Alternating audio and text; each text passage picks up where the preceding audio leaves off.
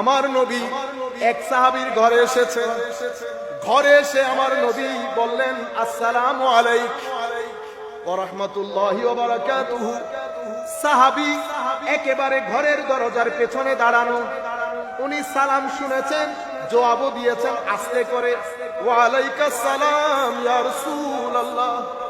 আমার নবী না শুনে মতো আমার নবী আবার সালাম দিলেন, উনিও জবাব দিয়েছেন কিন্তু না শুনে মতো।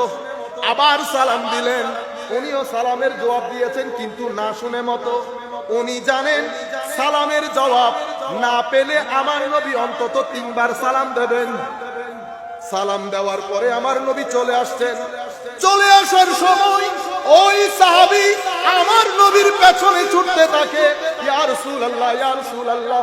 আমার নবী পিছন ফিরে দেখে তুমি সালামের জবাব শুনো, সালাম শুনো নাই, সালামের জবাব দাও নাই।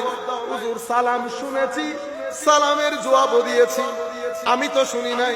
হুজুর শোনার জন্য তো দিও নাই কেন?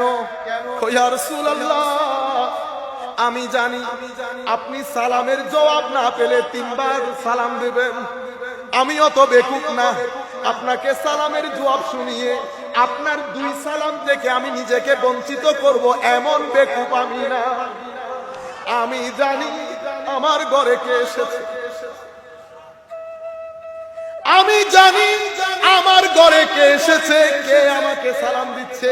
আমি তো সাহাবী রাসূল, আমি তো জানি। ইয়া রাসূলুল্লাহ, আমি চাই নাই আপনার সালাম থেকে আমি নিজেকে বঞ্চিত করতে, সেই কারণে আপনি শুনেন মতো আমি জবাব দেই নাই। পরে আমার নবীকে ঘরে নিয়ে খাওয়ানো শুরু করেছে, মেহমানদারি করা শুরু করেছে, শুধু আমার নবীকে খুশি করার জন্য। ও আমার ভাইরা, আমার নবীর বড় বড় সাহাবী, পেটে খিদা লাগলেও নবীর দরবার, চোখ ব্যথা করলেও নবীর দরবার, মনে অশান্তি লাগলেও নবীর দরবার, কারো উট কাজ করে না এই শিকায়ত নিয়েও আমার নবীর দরবার। বুঝতে পেরেছেন আপনারা? সাহাবায়ে কেরামের এই তর্জ তরিকা, এটা একটা ধারা। এই ধারার মধ্যে আপনি এস দেখেছেন। এখন আমি ফাইনাল দিব।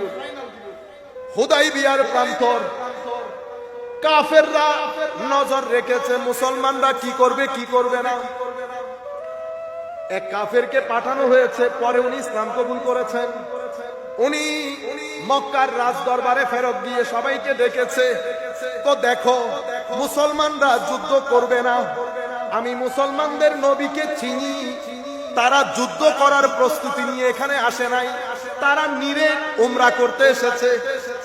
আর যদি আরেকটা কথা বলি তো শোনো, উনি ইঙ্গিত দিতে চাচ্ছেন তুমি যাদের সাথে যুদ্ধ করতে চাচ্ছ, যুদ্ধের মধ্যে তাদেরকে তোমরা হারাইতে পারবে না।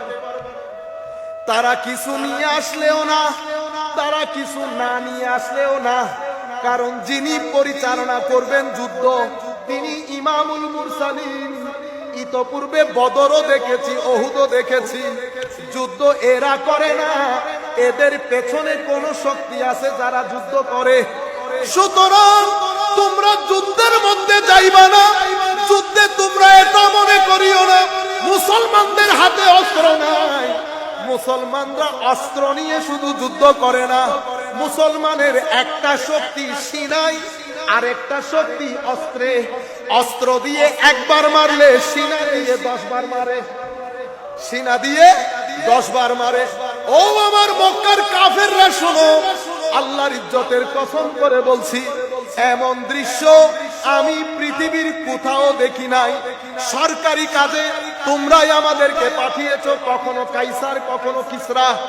আমি কিসরার দরবারেও গিয়েছি, কাইসারের দরবারেও গিয়েছি, কখনো কোন রাষ্ট্রপতিকে, রাজাকে তাদের মানুষ এভাবে সম্মান করতে দেখি নাই যেভাবে মুহাম্মদ সাল্লাল্লাহু আলাইহি ওয়াসাল্লাম ওনার সহচরকে দেখেছি ওনাকে সম্মান করতে। ওনার ভাষা দেখেন, ওয়াল্লাহি মা রাআইতু আহাদান ইউআযজিমুহু আসহাবুহু মা ইউআযজিমু আসহাবু মুহাম্মাদিন মুহাম্মাদা সাল্লাল্লাহু আলাইহি ওয়াসাল্লাম। আল্লাহর ইজ্জতের কসম, আমি কখনো কোন রাজা মহারাজাকে তাদের মানুষকে এভাবে সম্মান করতে দেখি নাই যেভাবে সাহাবীদেরকে দেখেছি মুহাম্মদ সাল্লাল্লাহু আলাইহি ওয়াসাল্লামকে সম্মান করতে। তখন তারা হতচকিত হয়ে, কিংকর্তব্য বিমূঢ় হয়ে, পাজলড হয়ে তারা জিজ্ঞেস করেছে, কি এমন দেখেছেন? বলেছে, আমি দেখেছি মুহাম্মদ সাল্লাল্লাহু আলাইহি ওয়াসাল্লাম যখন থুতু নিক্ষেপ করে, কি নিক্ষেপ? থুতু। আমি ওই নবীর সাহাবীদেরকে দেখেছি হাত দিয়ে থুতু নিয়ে কেউ মুখে লাগাচ্ছে, কেউ বুকে লাগাচ্ছে। বুকে হাত দিয়ে বলেন, যারা যেখান থেকে বসে আমাদেরকে শুনছেন, আমার নবীর এই এশক ও মহব্বতের কথা 1400 বছর পরে এসে উম্মতকে কারা শোনায়? বলেন দেখি, কারা শোনায়? সুন্নি মাহফিল বাদে আমাকে আপনি যতই গালি দেন, আমাকে আপনি যতই বেদাতি বলেন, কোনো পরোয়া নাই। চোখ বন্ধ করার দের, খাটে লাশ হয়ে শোয়ার দের, কবরের মধ্যে প্রমাণ হয়ে যাবে কে বেদাতি ছিল, কে গোলাম ছিল, কে গুস্তাখ ছিল, কে আসল ছিল। আমি আপনাদেরকে বলছি, সেই প্রমাণ দুনিয়ার মধ্যেও হয়ে যায়। যাদের অন্তরে আমার নবীর প্রতি বিদ্বেষ আছে, ডাইরেক্টলি হোক ইনডাইরেক্টলি হোক, চেহারা অন্ধকার হয়ে যাবে। আপনি যদি আমাকে এখানে ছেড়ে দেন, আমি চেহারা দেখে দেখে বলতে পারবো কার ভিতরে নবীর প্রতি বিদ্বেষ আছে। নবীর প্রতি বিদ্বেষ থাকলে, আমার নবীর শানে বিয়াদবি করলে চেহারা অন্ধকার হয়ে যায়। সেই ব্যক্তি যদি মারা যায়, চেহারা বিকৃত হয়ে যায়।